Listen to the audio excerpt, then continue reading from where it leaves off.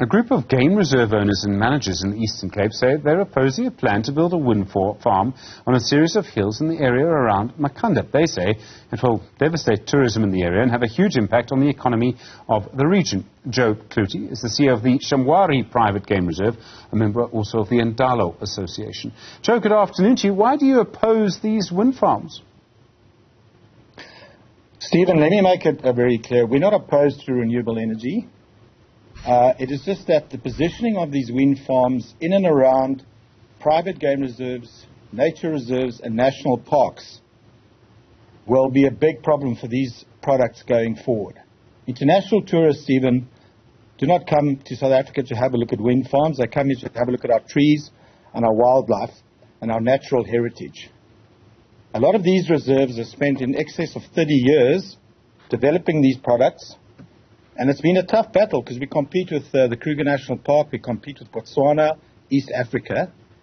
And for these developments that are now taking place, or are threatening to take place, is a big concern for us as private game reserve owners.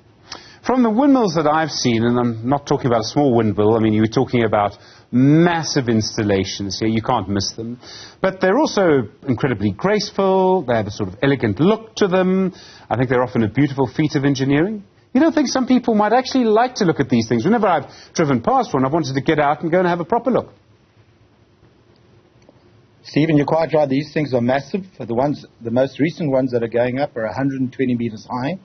The blades are 70 meters wide. I personally don't find them attractive at all. I've asked a lot of our guests that come to Shamwari what their thoughts are, and they are definitely dead set against looking at these wind turbines. They are massive. They are also very, very bad for the environment, in our opinion. They're bad for bat life, the rats, never mind the vulture populations. So we really, as I said in the opening line, we're not opposed to renewable energy, but they should be positioned in the right areas, and they should be positioned away from national parks, private reserves, and nature reserves. I mean, I haven't heard of the idea that they're being bad for the environment before. I mean, obviously they might be bad for bats, but bats will be able to get around something like that fairly easily. Birds, we know, maybe will have a problem, but I've never heard of it being a big problem. Is there scientific evidence of these windmills having an impact on the populations of wildlife? Yes, there is some, Stephen. They're also currently busy with research on the impact that these will have on elephants, due to the noise that these things make. So the impact that they have on bird life is well documented. We're looking forward to that'll really highlight some of the major concerns that we have. The biggest impact would be that we don't believe tourists would like to come to areas where you have a whole lot of wind farms and flashing red lights at night. That's not Africa. That's not the Africa that they want to come and see. Never mind the socioeconomic impact that it will have should these wind farms go up and then our businesses start deteriorating. That's another whole story to look into. Sure. Do you know, I mean, there might be other game reserves in other parts of the world that maybe have had wind farms go up around them. Have you been able to sort of quantify what impact those have had? And I mean, there might be some in Kenya, for example, anything like that. I'm not aware of any research in that. I don't know if you've seen any of that kind of number.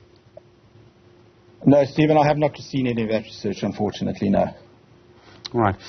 Do you know if there are other areas around there where these windmills could go instead?